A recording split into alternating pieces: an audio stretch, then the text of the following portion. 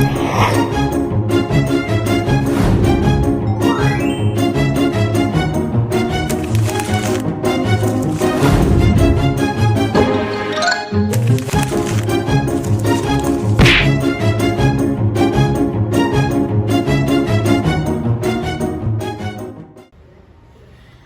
semuanya, selamat pagi, selamat siang, selamat sore, selamat malam, dimanapun kalian berada. Kembali lagi bersama kami, Aulia dan Faiza di Edu Talk, di mana podcast yang berisikan edukasi-edukasi yang sangat bermanfaat dan berguna untuk kalian semua. Nah, hari ini kita mau bahas apa nih, Jadi topik pada hari ini itu sangat menarik, Fai, karena kita akan membahas materi teori behavioristik yang tentunya akan bermanfaat dan berguna untuk kalian para calon pendidik nih, Fai. Pastinya kita nggak mungkin berdua doang dong. Nah, tentu saja kita di sini akan ditemani oleh bintang tamu spesial yang sudah memiliki 1000 pengalaman nih, Fai. Langsung aja gak sih kita panggil? Langsung aja kita panggil saja bintang tamu kita pada episode hari ini.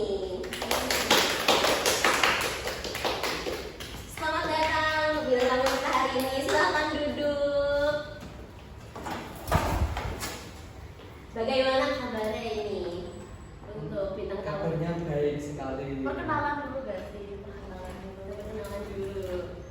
Perkenalkan, saya Avanza Ulungan. Saya Raihan Ahmad Dahulu. Langsung saja kita bahas topik hari ini mengenai teori behavioristik. Ya langsung aja nih Mas, kira-kira nih, kan kita nih sebagai orang awam yang belum mengetahui apa-apa tentang teori behavioristik sendiri nih Mas. Kira-kira menurut Masnya sendiri teori behavioristik itu apa sih? Ya, menurut jurnal yang saya baca, karena kita berpedoman dengan sumber yang jelas. Jadi untuk teori behavioristik sendiri itu melihat belajar sebagai perubahan perilaku yang bisa diobservasi.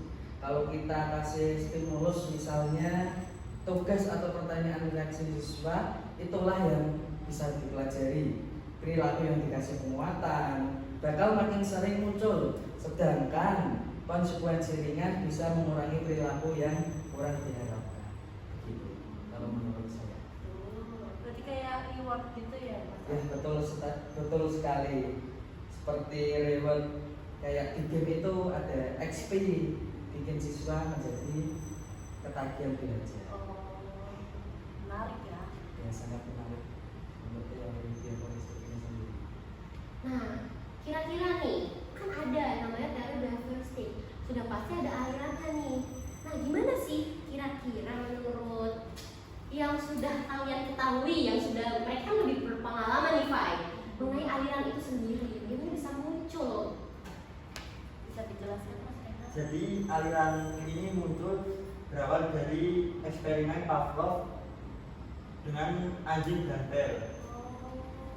Watson melanjutkan dengan prinsip hanya dengan apa yang dapat dilihat yang valid. Lalu Thorndike mengenalkan hukum akibat, Skinner merumuskan operan conditioning, dan Bandura menambahkan unsur meniru model yang dilihat.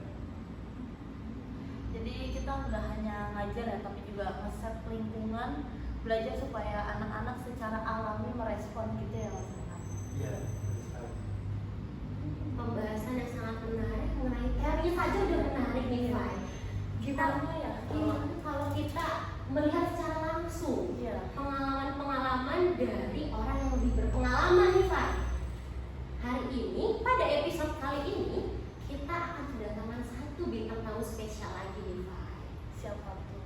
Jadi, kita akan kedatangan bintang tamu dari Kepala Sekolah SDN 73 Gresik nih, Fai. Di mana di situ sudah ada pengalaman secara langsung mengenai teori behavioristik tadi. Langsung saja kita panggil Langsung aja nggak sih kita bersama-sama bintang tamu kedua kita. Ayo tepuk tangan dulu.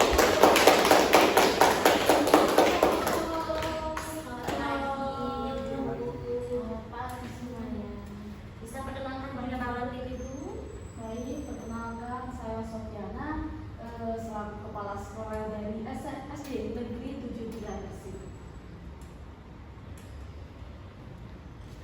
Gimana Ibu kabarnya? Baik, alhamdulillah. Gimana tadi perjalanan ke sini? Alhamdulillah aman-aman aja sih. Gak kena macet ya? Alhamdulillah. Jauh ya, dari daerahnya sangat jauh. Iya, dari Gresik ya? Betul. Nah, Bu, dengar-dengar nih Bu, di SD 73 Gresik ini sudah mengalami secara langsung mengenai teori behavioristik ya Bu. Iya benar. Nah, itu bisa diceritakan sedikit Ibu kepada kami?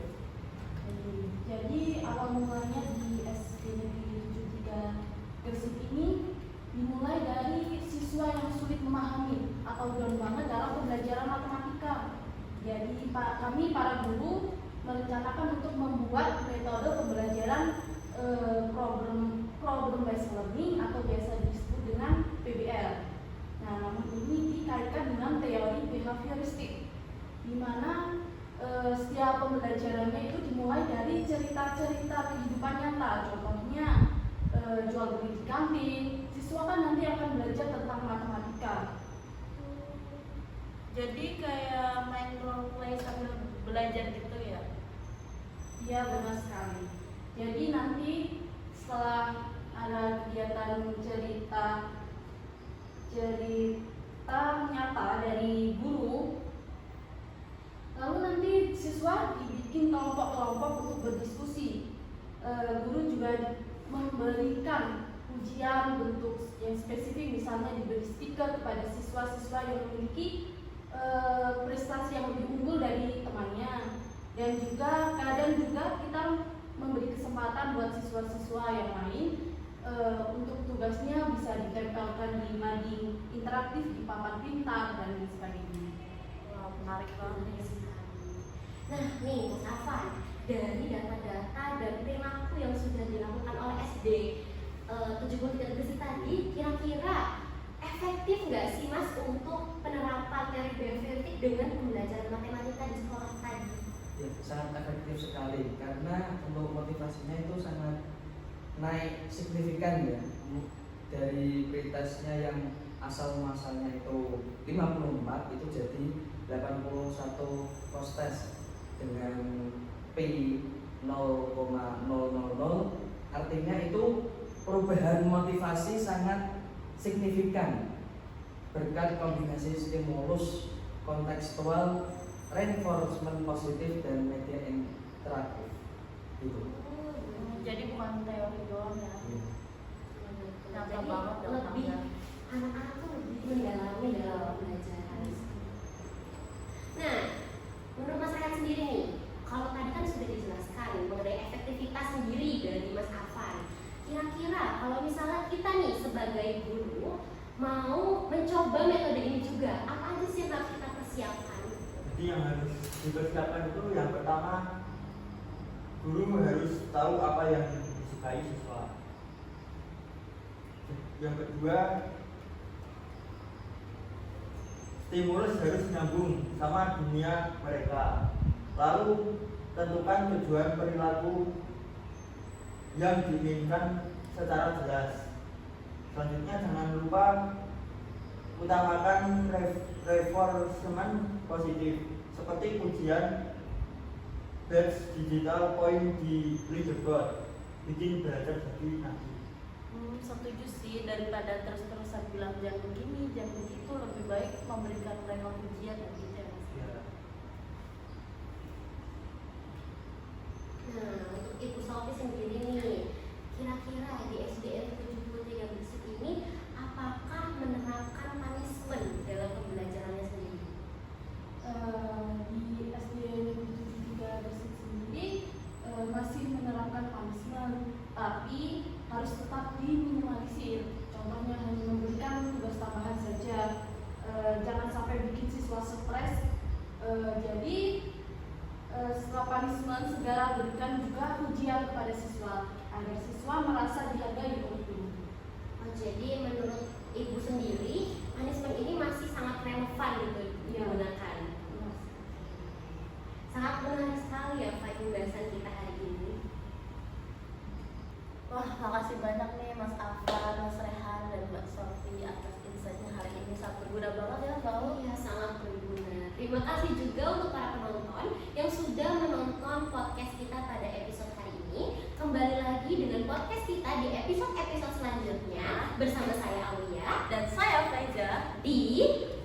Edu Talk.